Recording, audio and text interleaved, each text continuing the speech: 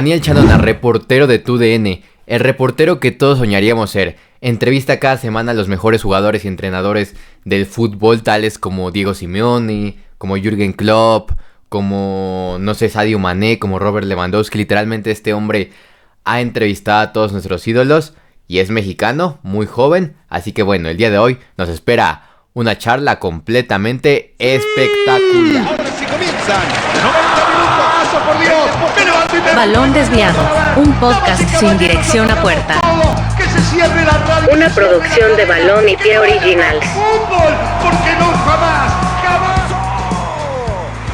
Y ahora sí vamos a presentar al invitado, a echarle flores, como si fuéramos su representante, como si fuéramos, no sé, Mino Rayola, como si fuéramos, no sé, cualquier representante del mundo, pero bueno, el día de hoy nos acompaña uno de los reporteros tal vez más jóvenes de TUDN, o al menos eso aparenta, no sabemos su edad, es un misterio, no aparece en redes sociales. Quien nació en Tuxtla Gutiérrez, donde comenzó su carrera como reportero y editor en varios diarios locales. Después trabajó para el diario Esto, donde fue corresponsal en España. Y después tuvo un grandísimo paso hacia Univisión, donde ahora pues permanece en TUDN, es corresponsal en Europa. Lo podemos ver seguido en los programas de la televisora de TUDN. Y pues nada, esta persona entrevista prácticamente a todos nuestros ídolos, a todos los jugadores que escogemos en el FIFA, a todos los jugadores que vemos en los Champions. Creo que es uno de los reporteros que tiene, de los pocos reporteros mexicanos que tiene este privilegio. Y pues nada, quiero saludar el día de hoy en las charlas desviadas a Daniel Chanona. ¿Cómo te encuentras? Encantadísimo, Luis Jesús, de estar con ustedes. Es un misterio, tampoco soy tan mayor. ¿Cuántos me calculan?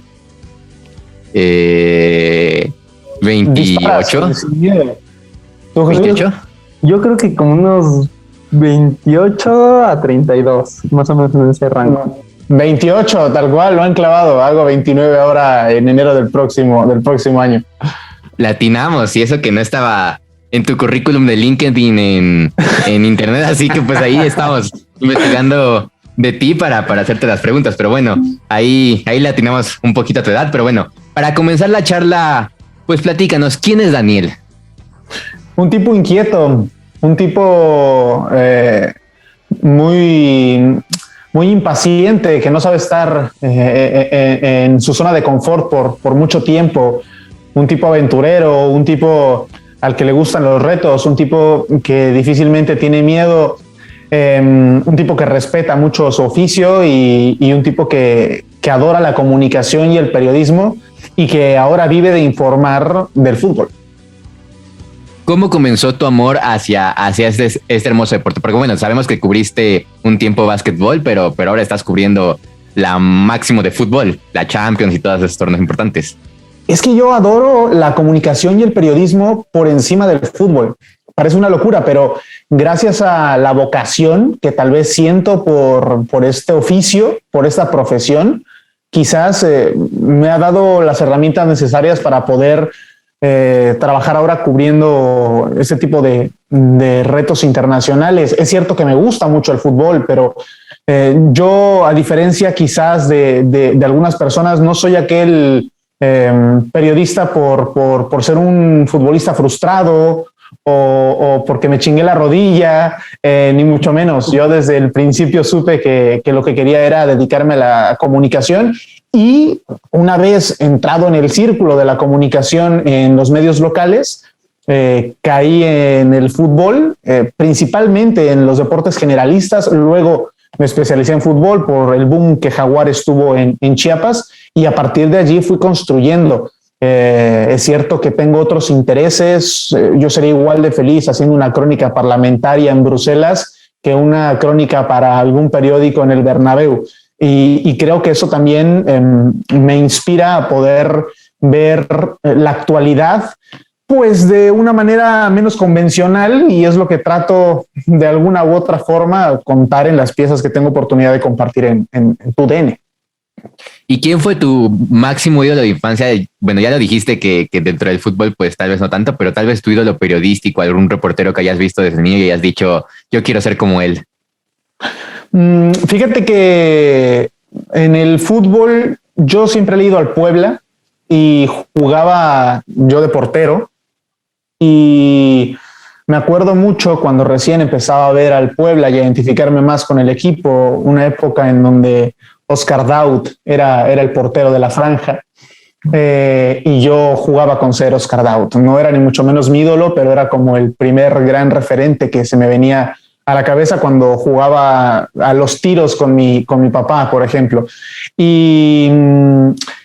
Y periodísticamente, hasta que me di cuenta que podía vivir del periodismo deportivo, me empecé a interesar mucho en las crónicas de compañeros como José Sámano, Ramón Besa o Diego Torres en El País, la manera en la que periodistas ingleses como Sidlow cuentan historias en The Guardian, la manera en la que en su momento Alberto Latti transmitía emociones en sus crónicas, o la manera en la que Martín Einstein también comparte las subjetividades de la vida. Yo creo que a grandes rasgos, tanto en el fútbol como en el periodismo deportivo, esas son como mis dos grandes fuentes.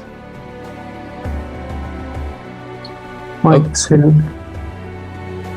Muy bien, Daniel, es muy interesante todo lo que nos estás diciendo. Y yo quisiera hacerte una pregunta bastante interesante.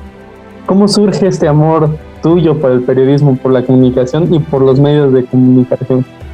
Yo creo que lo he mamado desde pequeño porque mis abuelos ejercían el periodismo, mi padre era comunicólogo, mi madre ejerció también el periodismo, sobre todo político a nivel local, y yo recuerdo pasar tardes en casa con una grabadora, porque aunque tengo 28, de 10 años a la fecha han cambiado mucho las tecnologías y yo todavía soy de la generación de los CDs y de los cassettes, me tocó esa colita. Y me sentaba en la mesa en el comedor con la grabadora y hacía mis programas de radio, diseñando yo mis playlists con base en los CDs que tenía a la mano, mandando mis pausas comerciales, sintiéndome un locutor de radio. Y le pregunté, yo recuerdo a mi madre con 6, 7 años, qué se necesitaba para hablar delante de un micrófono y hacer eso que hacía, ¿no? Que hacía jugando. Y me dijo que estudiara comunicación porque mi papá había estudiado comunicación y ella era periodista, pero creía que la comunicación podría ser un poco más amplia. Y me quedé con la idea de comunicación, ciencias de la comunicación.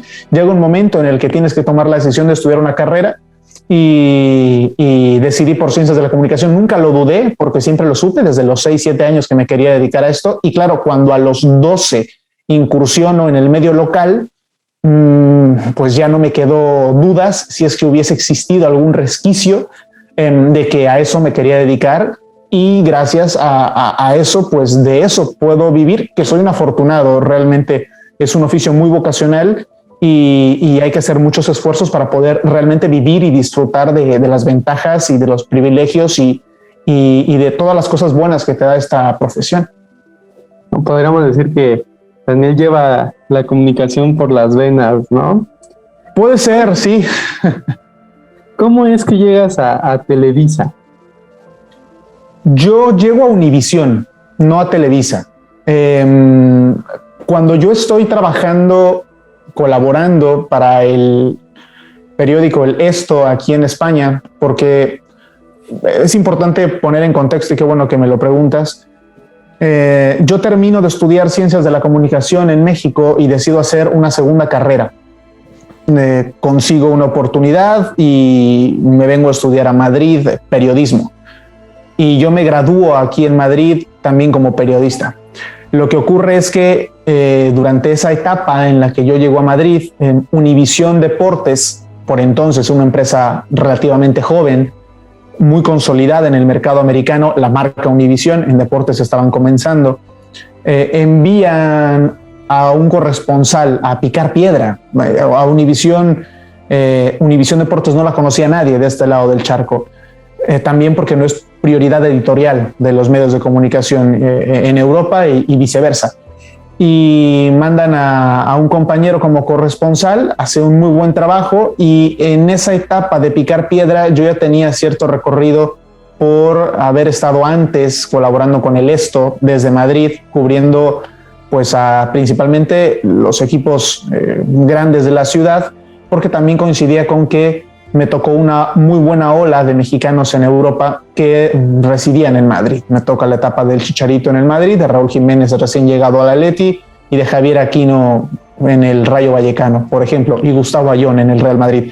Por eso es que cubría el baloncesto. A raíz de eso, mi compañero por entonces tenía la necesidad de hacer crecer la corresponsalía de acuerdo a las necesidades que había por entonces y las herramientas de las que disponía, y me invita a colaborar con él, no con Univisión. Yo no tenía nada que perder, tenía la misma hambre que tengo ahora y me aventuré a colaborar con él. Una vez colaborando con él, empieza la gente de Univisión a saber que él no está solo y que hay alguien que lo está ayudando, y en principio bastante bien. Y ahí es cuando Univisión sabe de mí. Yo colaboro durante todo ese tiempo con la corresponsalía de UDN, que era Univisión Deportes Network. Termina mi etapa como estudiante, me gradúo y por una razón académica tengo que regresarme a México para tramitar un título universitario, el mexicano, el que quedaba pendiente. Y es cuando entro como becario a Univisión. Yo entro como becario a Univisión y estoy como becario 4 meses, como becario de Univisión Deportes. Y al cabo de esos 4 meses yo me quedo trabajando con Univisión Deportes. Me contratan como camarógrafo, no como reportero, porque si algo creo que es indispensable hoy en día para todos los colegas es ser camaleónico. Y si uno no es multitasking, es difícil que te den oportunidades. Entonces entro como camarógrafo y así es como empieza mi carrera en Univisión Deportes. Luego me dan la oportunidad de salir nuevamente a cámara. Nunca fue mi pretensión salir en televisión, aunque lo hice mucho tiempo en México, en Chiapas, pero no es lo mismo salir en televisión que hacer televisión. Y esa es la pequeña diferencia. Cuando me dedico a hacer televisión, cambia completamente la perspectiva que yo tengo del oficio y del ejercicio periodístico televisivo. Y luego ya como reportero estuve 1 año y medio cubriendo a Tigres y a Rayados, viviendo en Monterrey para Univisión Deportes. Sigo siendo un perfecto desconocido en México. No es que en Estados Unidos la gente me conozca, pero sí que me ubico un poco más porque siempre ha sido principalmente el mercado en el que he estado expuesto, ¿no? Y a raíz de la fusión surge la marca TUDN y la corresponsalía, con base en una decisión editorial, pues me llega, también la busqué, y desde hace casi 3 años, 2 años y medio que era la empresa, 3 desde que me regresaron, pues soy el corresponsal de TUDN. Somos un equipo, Juan Lorenzana, que es mi cámara y confidente y mi amigo, casi mi hermano, y yo. Prácticamente somos los únicos 2 forasteros por aquí. Wow, es impresionante el camino que has tenido que seguir para llegar a donde estás, ¿no? Y que todos nuestros compañeros que nos están escuchando y que tenemos la fortuna de estudiar ciencias de la comunicación, podamos saber el trabajo que hay detrás de un proyecto televisivo, por ejemplo, ¿no? Es que son momentos que uno debe saber aprovechar. Cuando las oportunidades surgen es porque también las has buscado con antelación. Y yo recuerdo mucho una anécdota que podría catalogarme como un perfecto gran mentiroso. Y me explico. Yo me reúno por primera vez con Bruno Valencia, se llamaba el corresponsal por entonces, él recién llegado a Madrid, y me pregunta, yo estaba escribiendo para el periódico, yo no pretendía hacer televisión, porque ya tenía la experiencia de mi madre, ¿no? Que ya lo hizo muchos años y me decía, es que es muy desgastante, los horarios no tienes, en fin. Y en cambio en una redacción, pues al menos tenías 2 días de descanso, tenías ciertos horarios preestablecidos y la dinámica en el trabajo de un periódico es diferente. Y me siento con Bruno y Bruno me dice, ¿te gusta la televisión? Y claro, mi mundo se paró por unos segundos porque dije, creo que estoy ante la pregunta más importante que me puedan hacer a estas alturas de mi carrera, porque si le digo que no, probablemente me cierre una puerta.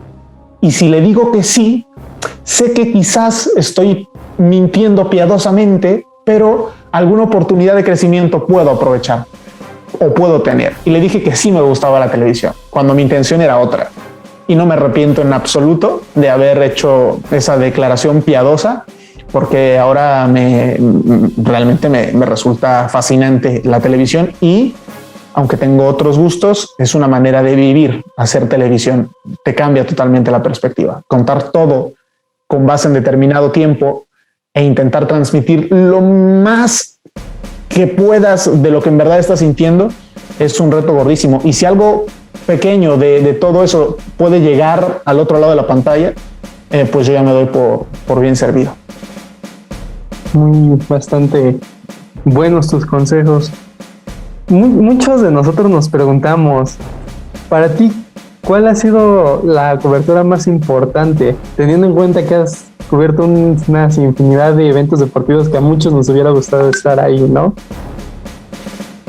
La Eurocopa 2020, es decir, la que se jugó en este 2021, fue un reto gordísimo, porque aunque aunque TUDN tenía los derechos en exclusiva para el mercado hispano en los Estados Unidos y México también los tenía en parte para TUDN México, las condiciones de logística en Europa eran muy estrictas por entonces. Ahora lo siguen siendo en algunos países, pero por entonces más porque estábamos como en la recta final de lo que considerábamos el término de la pandemia, ¿no? Y cada país, tengamos en cuenta que se jugó en 12 sedes, cada país tenía un protocolo diferente, aunque la acreditación UEFA te daba cierta flexibilidad para no hacer cuarentenas, sí que te tenías que someter a pruebas PCR, a test antígenos, a los controles de temperatura y controles sanitarios en los aeropuertos, a que probablemente un vuelo te lo pospusieran porque tal vez no estaba lleno a causa de que la gente no viajaba, entonces eso te rompía el itinerario, saber que en determinadas estaciones de tren los protocolos hacían mucho más lentos el proceso de abordaje, llegabas a un estadio y había países en los que los estadios estaban al 100%, pero otros no, el acceso al 100% en un estadio siempre es complicado y con las restricciones mucho más, tenías que llegar con mucho más tiempo de antelación, en fin, ¿no? Los protocolos en los hoteles, fue muy desgastante y todo el protocolo aunado a la logística más la generación de contenidos diarios, ¿no? Los enlaces, los reportes, la generación de piezas especiales, las grabaciones, las entrevistas. Entonces fue una carga de trabajo muy intensa durante 36 días que estuvimos de cobertura y solo fuimos 2 crews, solo fuimos 4 personas para cubrir una Eurocopa. Eso era impensable hasta antes de hacerlo realidad. Por un lado estaban Cristina Romero y Pedro Pereira y por el otro Juan Lorenzana y tu servidor, ¿no? 4 personas para una Eurocopa. Fue descabellado, pero se consiguió el objetivo y creo que ha sido la experiencia a nivel logístico más complicada que me ha tocado vivir. Sí es cierto que Rusia 2018 también lo hice, pero sin derechos y la dinámica es diferente, pero ahora la pandemia vino a cambiarlo absolutamente todo y a complicarlo todo mucho más. Sí, la pandemia vino a modificar la vida deportiva como la conocemos, ¿no? Eres muy joven y has logrado mucho, pero ¿cuál es la mayor meta dentro de tu profesión? Mantenerse.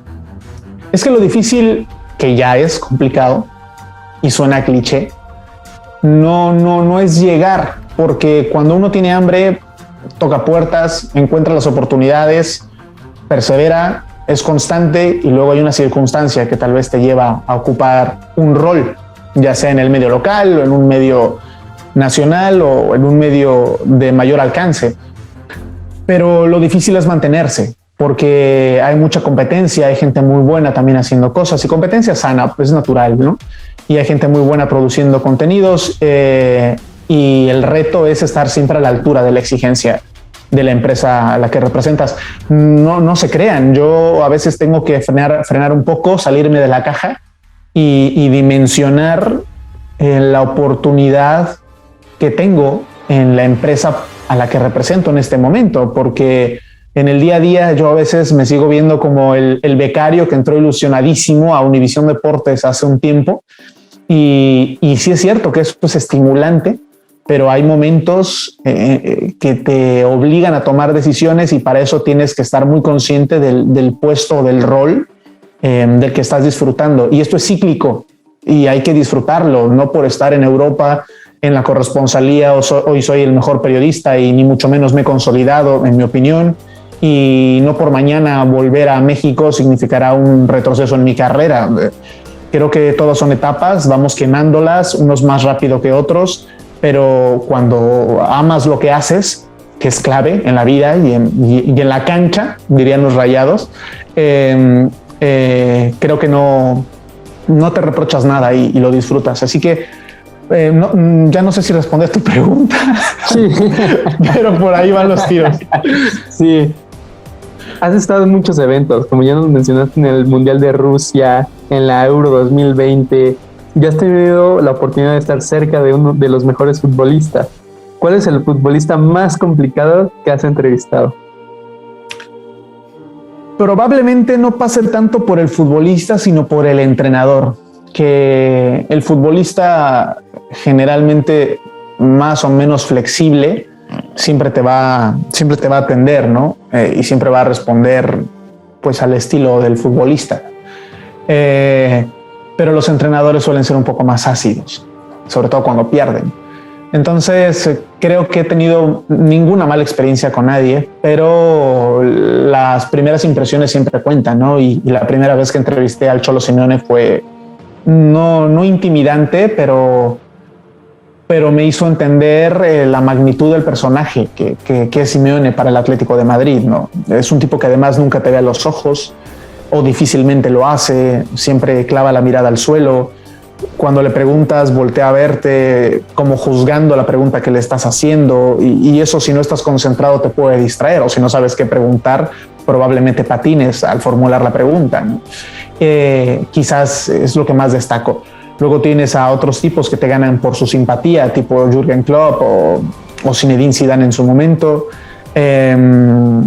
La ceja inmortal de Carlo Ancelotti, también siempre analítica, pero en la distancia corta muy, muy cercano, válgase la redundancia, muy, muy, muy humano, a eso es lo que me refiero. Y luego futbolistas te encuentras, no sé, del perfil de Virgil van Dijk, ¿no? Que dices, este tipo, yo le pregunto algo y me va a meter una cachetada, ¿no? Porque siempre lo ves ahí aguerrido, con sus 2 metros de altura, corpulento, pero luego es un encanto de persona, ¿no? Tampoco es que me haya ido a tomar una cerveza con él, pero sí que hemos coincidido en varias zonas flash y conforme más tiempo vas pasando en esto, no es que te vuelvas amigo del futbolista, ni mucho menos, pero sí que empieza a haber una familiaridad, porque también es un círculo bastante cerrado, ¿no? De aquellos medios que tenemos derechos ahora mismo, ¿no?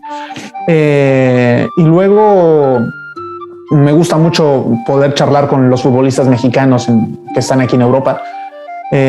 Son futbolistas a los que, más allá del rendimiento individual, siempre se les tiene bajo la lupa, siempre se les exige un poco más, siempre se les juzga, me parece que a veces exacerbadamente, se desconoce cuál es el entorno humano de la persona, ¿no? Y a veces creo que prima el debate del personaje por encima del ser humano. Luego te encuentras historias interesantísimas, no sé, el caso de Edson, sus primeros 6 meses no podía ver a la novia ni a la hija por un visado. Imagínate, recién te mudas a un país que no conoces, donde sí hablan inglés, pero finalmente no es el idioma primario, vienes siendo un extranjero al que nadie conoce y de repente no puedes ver ni a tu familia. ¿En quién te arropas? ¿Sabes? Y empiezan las críticas sobre por qué no juega Edson y qué pasa con Edson, y es que no confía Ten Hag en Edson, y dices, frena un poco, ¿no? Entonces, cuando uno también tiene oportunidad de acercarse a los paisanos aquí, es muy halagador, por otro lado, porque uno se enorgullece de verlos triunfar, porque lo están haciendo, solamente que creemos que es muy fácil pisar este terreno y consolidarse, y no es el caso. Esa personalidad del Cholo, hasta Simeone, que hasta en pantalla sientes que te impone, ¿no? Sí. ¿Recuerdas cuál fue el primer partido que cubriste? Sí, fue un Real Madrid Athletic Club de Bilbao y fue para el Esto. Yo recién llegué a Madrid, me acuerdo haber ido como aficionado a la avenida Concha Espina y a ese ritual tan natural por entonces. Ahora con la remodelación es imposible, y luego con el COVID cambiaron la circulación del autobús, en fin, pero por entonces la gente se juntaba, ¿no?, en la avenida de la Concha Espina para ver venir el autobús del Real Madrid. Yo me acuerdo aquel Real Madrid, imagínate, con con Pepe, con Arbeloa, con Xavi Alonso, con Cristiano Ronaldo, con Ángel Di María, con Marcelo en uno de sus mejores momentos, Sergio Ramos, Iker Casillas. Y claro, el ser parte de ese ritual del aficionado que llegas a sentir el porqué de ese éxtasis, ¿no? Sí, se eriza la piel. Luego es importante nunca perder la capacidad de asombro, pero hay un momento en el que te habitúas al ecosistema y ya no los ves como las grandes figuras que son, pero simplemente respeta su rol de futbolistas profesionales y tú el tuyo de periodista, ¿no? Pero me acuerdo esa primera vez fue un partido, ese fui como aficionado contra el Córdoba, imagínate, el Córdoba jugaba todavía en primera, y luego a los 15 días me acredité por primera vez para el Athletic Real Madrid en el Bernabéu. Ganó el Real Madrid 4-1, si no mal recuerdo. Y yo dije, después de esta crónica, porque se publicó la crónica y demás, dije, yo ya me puedo morir. Porque yo sí que soñaba. Yo voy soñando conforme voy viendo que puede ser factible que se cumpla el sueño. Porque a veces puede llegar a ser frustrante soñar, no construir y fracasar, y a veces llega a la impotencia o la frustración, ¿no? Pero no es mi caso. Entonces yo me acuerdo que dije, bueno, yo estoy aquí, vamos a acreditarnos, voy al Bernabéu, hago mi crónica, se publica la crónica y dije, ya está, ya tengo una crónica en el Víctor Manuel Reina y ya tengo una crónica en el Santiago Bernabéu, no puedo pedir más. Pero luego afortunadamente no fue la primera, fue la primera de muchas. No fue la única, fue la primera de muchas y ese fue mi primer partido que cubrí, digamos, en el mercado internacional. Luego en el mercado local seguramente fue uno de los Jaguares de Chiapas que en paz descanse. O sea, pero ¿te acuerdas cómo fue? Ahorita le dices muy simple. No, pues cubrí a Marcelo, a Cristiano Ronaldo y le dices como si no fuera nada, pero ¿te acuerdas qué pasaba por tu mente de ese Daniel novato cuando iba rumbo al estadio tal vez a cubrir el partido, o cuando ya estaba ahí, o cuando tal vez terminó de cubrirlo y llegó a su casa y dijo, no, ya chingueo, no sé qué pasó por tu cabeza? ¿Qué pasó por ahí? Es que la neta, el entorno funciona exactamente igual. Cubras a un equipo de la Liga Regional o cubras al Real Madrid. Es decir, vas a un estadio, hay un protocolo de acceso, hay un palco de prensa o una grada en la que te vas a sentar a intentar poner tu computadora y escribir. O sea, eso no cambia. O ahora con el teléfono celular, ¿no? Pero no cambia. Pero hay un momento en el que la cabeza hace clic con tu oficio y te tienes que portar como todo un profesional. Entonces sí es cierto que hay un momento que es genuino, es natural, en donde el nervio sí, la expectativa desaparece, porque finalmente es como le das paso al periodista que eres, ¿no? Y ahí es el momento en donde ya te pierdes completamente y te dedicas a hacer lo tuyo, que es escribir una crónica en ese caso, ¿no? Entonces creo que no noté una diferencia. Eso sí, al cabo del tiempo, cuando... Mira, ¿cómo me pregunto? Porque me lleva también a otra cosa y me pasa ahora mismo. Al cabo del tiempo es cuando uno tiene que frenar, a eso me refería, con salirse de la caja y decir, hombre, pues hoy me han publicado una crónica del Real Madrid, o a estas alturas, oye, pues que entrevisté a tal personaje importante en el mercado europeo, ¿no? O, oye, que hoy me dejaron preguntarle en una rueda de prensa a Leo Messi, ¿sabes? Ese tipo de cosas que yo sé que no son normales para la mayoría de quienes ejercemos el oficio, pero dentro de la profesión son completamente comunes y corrientes. Están aquí muy habituados en Europa a cubrir a grandes estrellas. Nosotros lo magnificamos porque nos queda literalmente a 10,000 kilómetros de distancia desde Ciudad de México llegar a este lado del charco, y lo vemos muy lejano porque así es.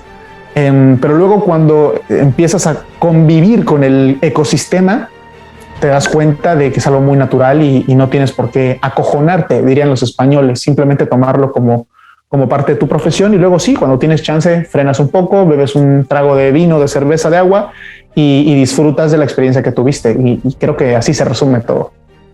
¿Y te acuerdas cuál fue el primer futbolista ya estando en España que entrevistaste? Sí. En esa etapa con TUDN, sobre todo. Me acuerdo que fue Santiago Solari.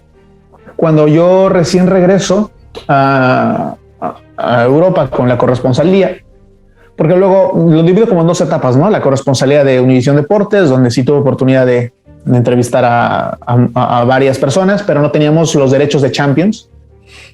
Eso hacía mucho más complicado acceder a las grandes figuras, ¿no? No es que llegue Daniel Chanona o fulanito Pérez y le pongan al jugador, es porque hay un convenio colaborativo con las empresas pagan por tener cierto acceso y luego también hay parte de trabajo del periodista el intentar acceder a uno u otro personaje, ¿no? Pero bueno, eso es otra intrahistoria. Pero cuando yo recién llego, sí me acuerdo de mi primera cobertura, yo llego para unos octavos de final de vuelta de hace 3 temporadas y me toca el Ajax Real Madrid. Y me toca Santiago Solari, entonces técnico del Madrid. Y bueno, ahí es la experiencia, la primera que tuve con Solari. Luego sí que me tocó seguir esa etapa de Solari como entrenador hasta que lo destituyen por perder también un clásico, la eliminación de Champions y demás. Y ahí es donde me convencí de que Solari en algún momento tendrá que regresar a dirigir en Europa y es un consentido de la casa en el Madrid y seguramente si le salen las cosas bien a futuro pueda ser candidato a dirigir al Madrid. Claro, hoy dirige al América y creo que fue un gran acierto el llevárselo, pero fue el primer personaje que me tocó entrevistar cuando volví. Y ahora Solari está acá y tú estás allá, las cosas de la vida. Pero bueno, ¿cuál crees que es la diferencia entre reportear un partido de Liga MX? Porque ya nos comentaste que empezaste pues reporteando un poco a equipos regios y ahora pues reporteas a equipos europeos, a los mejores equipos del mundo. ¿Cuál crees que sea la mayor diferencia? Que la liga como institución y como marca está más consolidada en España en este caso que la Liga MX en nuestro país. La liga tiene ciertos criterios para poder gestionar acreditaciones, ya sea prensa escrita o seas fotógrafo, lineamientos mucho más profesionales. Y luego si eres una radio o una cadena de televisión, también la liga hace un corte de caja, ¿no? Si tu medio de comunicación no tiene derechos de la liga, pues no puedes acceder a determinados partidos o a todos los partidos. Si eres una estación de radio, pues la liga gestiona también el cobro por la retransmisión de cada partido. El pago de derechos en televisión también existe para radio. Es decir, el medio está mucho más profesionalizado. Los departamentos de comunicación y prensa en los clubes en Europa verdaderamente funcionan, unos mejor, otros peor, pero tienen una relevancia institucional bastante plausible para aquellos que nos dedicamos al oficio. Luego pueden ser un dolor de cabeza, pero finalmente entiendes también el rol de los jefes de prensa o los gabinetes de comunicación y son tan respetadas estas figuras institucionalmente tanto en categorías inferiores como en el máximo circuito español, cosa que en México no ocurre. Es difícil encontrar un club en México con una estructura de comunicación sólida. Se me vienen algunos ejemplos que lo hacen verdaderamente bien y son excepcionales. Se me vienen a la mente Chivas, Santos, Pachuca, y luego hay otros clubes, Rayados, por ejemplo, y hay otros clubes que están intentando profesionalizarse, ¿no? Como Tigres, como América, que también el departamento de comunicación podría ser incluso mucho más sólido por ser el club que es, pero no es así. Entonces, claro, estamos todavía unos años por detrás de la profesionalización de las instituciones y en este caso del área de comunicación, que eso marca mucho la diferencia al momento de cubrir un partido aquí y allá. Y regresando un poquito a las entrevistas y ya para ir cerrando un poco este tipo de preguntas, ¿cuál es la entrevista que nunca olvidarás? Hacia un entrenador, hacia un futbolista, ¿cuál es la que dices, esta nunca la voy a olvidar? Mira, nunca voy a olvidar la entrevista a Guillermo Ochoa antes de regresarse a México, porque fue un gran esfuerzo editorial el conseguir a Ochoa antes de fichar nuevamente por el América, y se pactó la entrevista en Málaga, en la sala de un aeropuerto, el aeropuerto Pablo Picasso de Málaga. Y yo me acuerdo cuando me asignan esa entrevista, cuando sabíamos que se tenía que hacer y que era relevante por lo que representa Ochoa y por el club al que regresaba, y por la manera en la que se regresaba a México, ¿no? Yo no quería caer en preguntas fáciles que hirieran susceptibilidades o que se dedicaran a juzgar al personaje.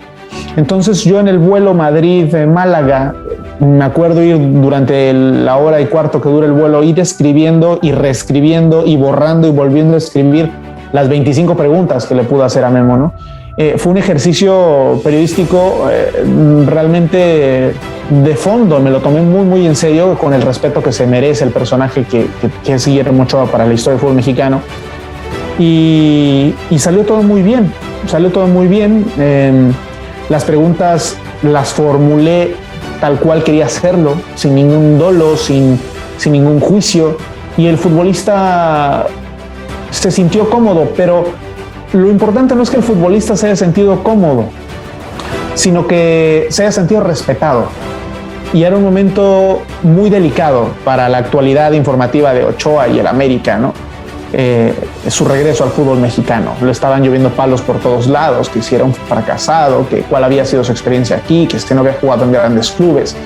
Entonces, creo que estoy muy orgulloso, está mal que yo lo diga, pero ya que me lo preguntas, de esa entrevista, que fue bastante larga y muy bonita. Me quedo con ese recuerdo, y nada menos que de un momento clave en la historia del fútbol mexicano en el extranjero, ¿no?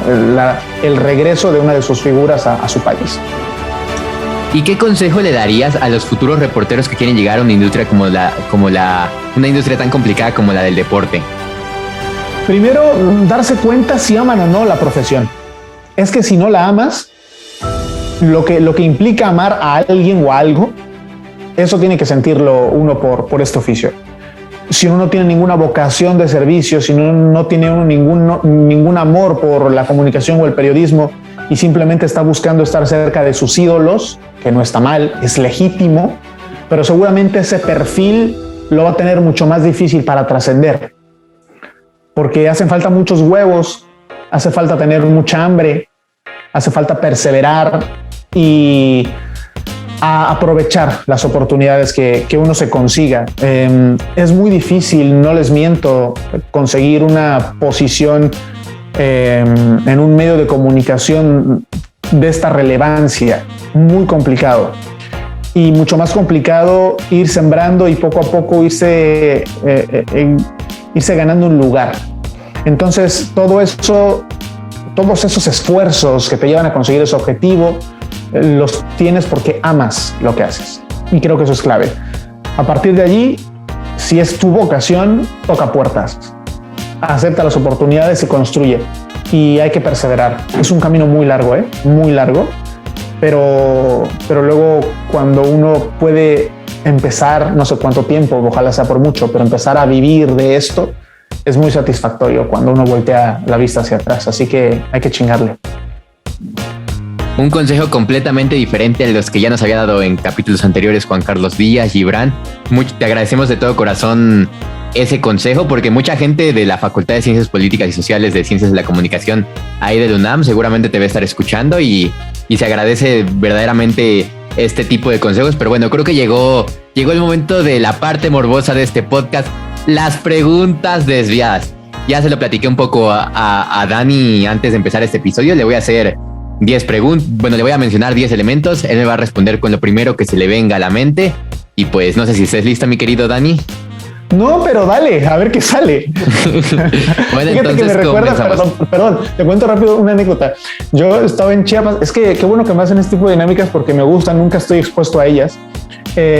Y hace mucho tiempo había un programa en un canal local que se llamaba Domingol. Yo participaba en ese programa y tenía una sección que se llamaba por entonces A Fondo Con, y era entrevistar mira cómo han cambiado las épocas. Por aquel entonces, estoy hablando de 2006, 2007, tú llegabas al hotel de concentración de cualquier equipo, los que iban a llegar a los que jugaban contra Jaguares, y no había jefes de prensa ni nada, ¿no? Entonces tú llegabas y buscabas al jugador, y el jugador, si quería, te atendía, y si no, no. Entonces permitió eso tener contacto con muchos jugadores, ¿no? A Fondo Con era una sección de preguntas y respuestas rápidas. por entonces era algo que rompía con el paradigma de los medios tradicionales. Creo que ese programa, con aquel acceso que se tenía, traído a la actualidad, hubiese sido un pelotazo. Lo fue a nivel local, pero hubiese sido un pelotazo. Claro, ahora el tiempo pasa y hace mucho tiempo que nunca me sometieron a ese tipo de dinámicas, pero me acordé de aquel momento de mi vida. Hablé como un abuelo. Es que lo dices como si ya tuvieras 100,000 años en la industria, mencionas a todos los personajes que has entrevistado como, no sé, o sea, y te veo y, o sea, pareces un chavo de 24 años que acaba de salir de la universidad y ya está hablando de todo lo que está hablando, sinceramente. Venga, dispara. Bueno, entonces ahora sí comenzamos con las preguntas desviadas. Primera palabra, Univisión. Oportunidad. La comida favorita mexicana de Daniel es... Son los chilaquiles. Diario esto. Mi casa. Comida favorita europea de Daniel. La tortilla de patatas. Mi ídolo es... No tengo. El mejor futbolista de la liga. ¿Cuál liga? La liga tal cual, la liga. Ah, la liga. En la actualidad, Sergio Canales. Lo más bonito de vivir en España es... España misma. Lo que más extrañas de México es... A mi gente. La mayor virtud de Daniel es... Perseverar. El mayor defecto de Daniel es... Ser muy impaciente. Impaciente. Con eso se presentó. Listo, llegamos ya a la parte final de estas preguntas desviadas. Las respondiste bastante rápido porque hay invitados que de por sí se traban muchísimo, pero tú lo hiciste de buena manera. Pero bueno, es momento de lanzar la pregunta desviada para la familia desviada. Si no saben de qué va esto, les explico más o menos. Ustedes tienen que ir respondiendo preguntas a través de todos los episodios. Y bueno, toda la gente que nos escucha tiene que ir respondiendo preguntas a través de todos los episodios. Y pues quien responda más preguntas al final de la temporada se puede ganar el jersey de su equipo favorito. Recuerden subirlas a su Instagram y mencionar a Balón y Pío Oficial, a mí, soy Diego Rodríguez, a Jesús Trejo, que les dejo también su Instagram en la descripción, y por supuesto a Dani Chanona. Así que bueno, la pregunta de este episodio es la siguiente. Es una pregunta un poco abierta. Mencionar ¿responderla yo también? ¿O? No, esa es para la gente que está escuchando el episodio, para todos la familia desviada que está escuchando el episodio. Mencionar a 3 jugadores top que ha entrevistado a Daniel. Esa es la pregunta libre. Ahí pueden checar su Instagram, stalkearlo. Ahí seguramente van a estar algunos de ellos. Yo le estuve stalkeando hace rato para formular un poco mis preguntas. Pero bueno, muchas gracias, Daniel, por unirte al podcast más desviado y futbolero del internet. ¿Te gustaría agregar algo para ir despidiéndonos? ¿Qué proyectos vienen para Daniel? No, primero agradecerles la invitación, la oportunidad. Sí he visto que se han pasado otros colegas por aquí. Entonces, claro, dije, vamos para allá, ¿no? Vamos para allá. Y por otro lado, no sé qué proyectos puedo tener. La verdad, yo voy muy al día. Estoy en un mood de mucho lista, ¿no? Muy partido a partido, o si quieres, muy budista aquí y ahora. Pero es cierto que tengo muchas ganas de estar entre la lista de convocados para cubrir el Mundial de Qatar. Sería un mentiroso si dijera que no aspiro a ello, sobre todo sabiendo que la empresa para la que trabajo tiene los derechos para México. Y vamos a ver qué sale. Ojalá se cumpla ese objetivo, y en el camino a seguir picando piedra con la misma capacidad de asombro con la que llegué, y espero no perderla. Y nada, muy agradecido por haber estado con ustedes. Me lo pasé muy bien. Me hicieron pensar. Seguramente te veremos en Qatar, pero bueno, ahora te tocó estar del otro lado del micrófono, del lado del entrevistado. Ahora te tocó ser el futbolista entrevistado, pero bueno, mi querido Jesús Trejo, ¿algo que quieras añadir? No, pues muy interesante la plática que tuvimos con Daniel, toda su experiencia, su corta edad y a lo que podemos aspirar todos, ¿no? Y yo también estoy seguro que te veremos en Qatar 2024. 22 y en 24, París sí, 24. No, yo les agradezco y yo estoy seguro de que probablemente nos podamos encontrar en el camino. Hay que chingarle mucho y está muy bien. Que fíjate, es que en serio, yo hubiera agradecido que hace 6 años hubiese tenido la oportunidad de tener cualquier multiplataforma como ahora. Es que el boom que ha tenido, por ejemplo, cualquier tipo de podcast, YouTube, Twitter, Instagram, de un tiempo a la fecha ha sido excepcional. Aprovechenlo, ¿verdad? Es una gran herramienta y si no les abren las puertas, ábranselo ustedes con base en estos proyectos. Así que mucho éxito en lo que venga y nos encontraremos en el camino pronto, colegas. Gracias. Así será. Vamos a seguir trabajando duro, seguir creciendo y pues perseverar, trabajar y bueno. Nuevamente te quiero agradecer, mi querido Dani Chanona, por pasarte por este podcast, por todas las palabras que nos diste. Y les dejo las redes sociales de Daniel aquí en la descripción del episodio para que le manden el episodio, para que vayan a seguirlo. Les dejo las redes sociales de Jesús en la descripción y de todos los desviados. Mis redes sociales también están ahí. Compartan este podcast con todos sus amigos, familiares y conocidos. Nos ayudarían a crecer muchísimo. Y sin nada más por agregar, yo soy Diego Rodríguez. Nos vemos la próxima. Y que sigan juntos, balón y pie. Muchas gracias por escuchar este episodio. No olvides compartirlo en tus redes sociales. Balón Desviado, un podcast sin dirección a puerta. Una producción de Balón y Pie Originals.